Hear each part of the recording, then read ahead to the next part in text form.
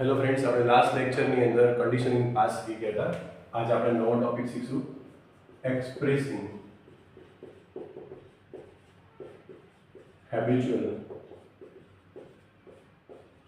Action in past. એમાં એક જ ફંક્શન છે, used to plus main verb.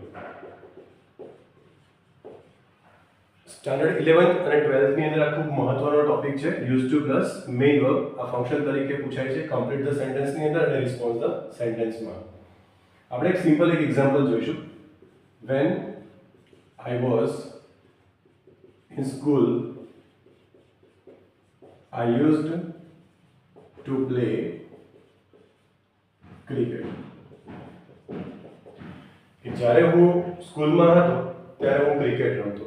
અહીંયા આપણે જોઈશું કે જ્યારે હું સ્કૂલમાં હતો, when I was in school, I used to play cricket. used to plus ક્રિયાપદનું મૂળ રૂપ આવે.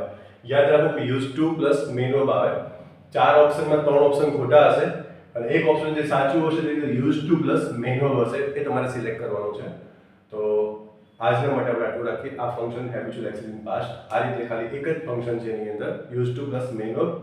હવે નેક્સ્ટ લેક્ચરમાં આપણે કોઈ બીજા ફંક્શન સાથે આવીશું. Thank you.